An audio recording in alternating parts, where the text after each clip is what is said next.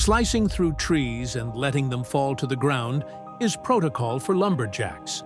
But when logger Tony Markins sliced through one tree, he stumbled upon something extraordinary that caused him to continue digging. Before long, he found himself rummaging through the wooden remains like a child opening birthday presents. But what was he looking for? Before we start, smash the like button and make sure to subscribe if you haven't. And hit that notification bell so that you won't miss any new stories. For 43-year-old Tony Markins, being a lumberjack wasn't the most exciting career, and it was far from his dream job, but he was still very grateful for it. The job paid the bills, and his team was great. Plus, it was never boring. Every once in a while, he and his fellow loggers would stumble upon something interesting in the forest that would pique their interest. Tony couldn't imagine working a 9-to-5 job and being in front of a computer all day, trapped in an office. He loved spending his time outdoors. He needed to be outside in the fresh air, doing something with his hands. The lumberjack knew his job came with its fair share of danger, but that was part of the fun. But he had no idea how dangerous his job could get. On a chilly Wednesday morning in November, things started out like any other day, but they quickly became unlike anything Tony had ever experienced on the job. The air smelled like fresh pines mixed with gasoline from the chainsaws. Tony was wearing ear protection, but he could still hear the hum of the machinery that was taking over the forest, much like the humming of a colony of bees.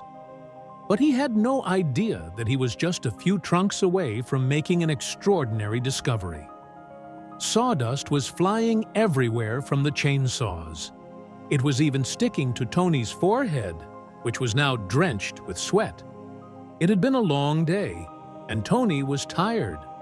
So he turned off the saw to take a quick break and grab some water. That's when he saw a tree that didn't look like all of the others. Something about it was ominous. Its bark was darker than the trees surrounding it, and it was taller. The tree towered over him. Then Tony noticed something even more unusual. The tree was covered in strange bumps on its surface. The bumps were protruding from the tree bark in an odd pattern, and they were covered with moss. In all of his 10 years on the job, Tony had never come across anything quite like this before. He took another look at the trees nearby to see if they had deformities like this one, but this tree was the only one like it. Tony's first thought was the lumps were bark cankers, which are dead sections of bark on branches, or the main trunk of trees. It's a disease that affects many trees, but the infections didn't impact Tony's work. Bark cankers were only important for farmers or people who could be at risk of having the rotten trunk fall on their home or car. So, the logger took a closer look. Tony hadn't seen lumps like this before. Upon second look, the lumps couldn't be bark cankers. So, he put his gear back on and went back to work. Tony had no expectations, but he knew the tree was hiding something very interesting. And the tree wasn't just hiding something interesting, it was hiding something completely unexpected. It was beyond anything Tony could have ever imagined. The chainsaw easily tore into the huge tree, much smoother than Tony expected. And before long, he was yelling, "Timber!" at the top of his lungs.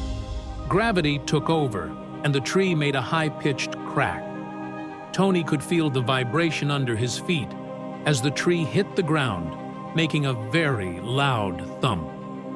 This had to have been the most dangerous cut he had ever made. With the tree hitting the ground, it seemed like the whole forest felt its impact. Even Tony's team stopped what they were doing to see what was going on. And once Tony finally caught his composure, he focused his attention to the freshly cut trunk. Within just a few seconds, Tony saw that this tree was anything but normal. There was something unusual about it. The center of the trunk, had a large gash running through it, and the tree had made a protective layer around the gash. Luckily enough for Tony, the rings were still clear, so he could figure out just how old the tree actually was. The tree had to be at least 30 to 35 years old. But just as Tony was about to move on from the discovery, he saw something shiny that caught his attention. Out of the corner of his eye, Tony saw something silver embedded at the end of the trunk's gash. That's when Tony's heart started beating a mile a minute. He couldn't tell if he was excited or nervous. It was all too much for him. Tony couldn't believe what was happening, and without even thinking, he pulled out his knife and took out the shiny object. It was a lump of metal. Tony's chainsaw had just missed it by a matter of inches, almost cutting it in half. Now that the object was released, Tony was desperate to figure out what it was. So he studied it closer under the sunlight before deciding to let his team in on his discovery. He then called them over so they could take a better look. Tony's team started to make their way over, and as they started approaching, he took yet another look at the tree trunk and discovered there was so much more hidden inside. He took out his knife again, eager to remove more objects. Tony pried out another 3 metal lumps. He held the objects in his hands, turning them. He then held them toward to the sky, watching as they glistened and caught the sun's reflection. But he still had no idea what the metal lumps could be. "Anyone know what this is?" he asked his fellow lumberjacks. Tony tried not to get too excited, but he couldn't help but think that he had stumbled across hidden treasure.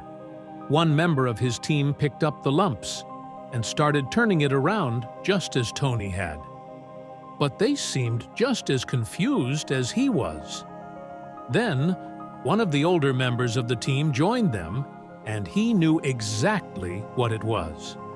The older worker on the team bent down to take a closer look at the mysterious lumps, and he started to laugh. Everyone was staring at him, waiting for him to reveal what they were.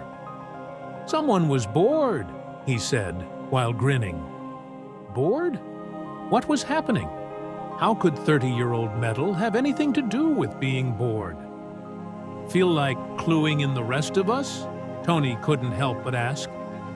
"Some guys come out here hunting, and if they don't get anything, they get bored and fire at trees," the older man said while tugging at his beard. The rest of the team was grinning just like the older member of the group. Tony had stumbled upon old rounds from a rifle. While it definitely wasn't the treasure he had hoped for, that wasn't the only thing hidden in the trunk, and Tony wasn't willing to give up that easily. Even though Tony tried his best not to get his hopes up, he couldn't help but feel disappointed with the discovery. But he was even more determined than ever to make sure the old bullets weren't the only thing the tree was hiding. He was ready to make more discoveries, so Tony took the chainsaw and kept going with his investigation. And it's a good thing he did, because he was about to find the real treasure. Tony stripped away the wood, layer by layer. In total, he found 8 rounds lodged deep inside the tree. Someone had been really bored, or maybe they were just really frustrated. And when Tony finally got to the very bottom of the trunk, he discovered the real treasure that had been hidden away for over 3 decades, just waiting for someone to uncover it. The tree stump was nearly touching the ground. Tony had finally made his way down to the last layer of the tree stump. He gathered all of the bullets he found in a pile.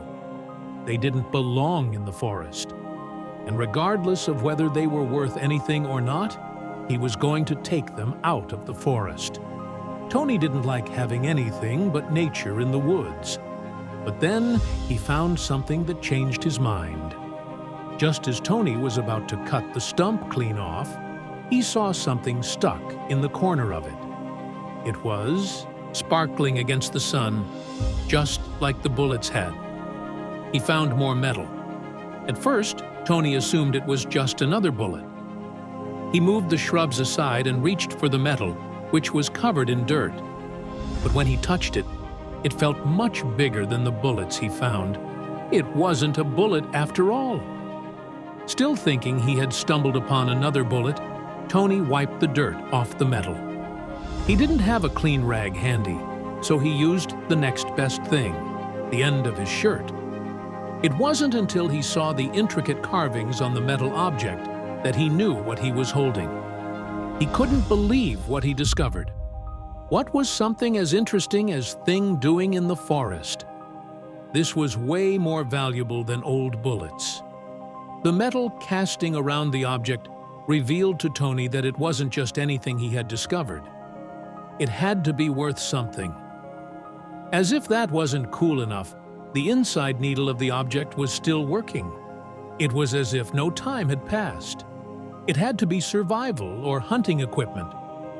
Do you have any idea what Tony found? If you guessed a compass, you'd be right. Tony found a compass. And it wasn't just any compass. It was one of the most well-crafted compasses he had ever come across. He couldn't believe that the compass had been lodged in the roots. A hunter had most likely dropped it during one of their outings. And after all of the years that passed, the snow and rain must have buried it next to the tree.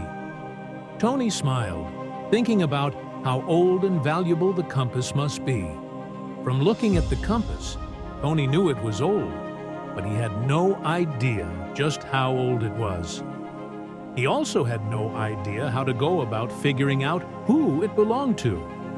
He looked in every corner of the compass to see if there was a name or date, but he came up empty-handed. Not wanting to make a commotion, he put the compass into the pocket of his jacket while his team continued working, but he couldn't get it out of his mind. And when he came home after work, he arranged to take it to an antique expert. As the expert looked over the compass with a magnifying glass, Tony waited anxiously. He wrote down something every few moments in his notebook. And when he finished, he looked up at Tony and smiled. He revealed to him the compass was over 100 years old. Because it was such a unique piece, it was worth around $200. Tony couldn't believe his luck. He decided to hold on to the piece and keep it as a reminder of that special day. Tony thought he was going to have an ordinary day at work, but his day became much more interesting after he stumped upon a tree that looked unlike the others. Even after facing several setbacks, the lumberjack wasn't willing to give up. His perseverance led to him making a unique discovery and coming across a valuable antique. We hope Tony finds lots of treasures in the future.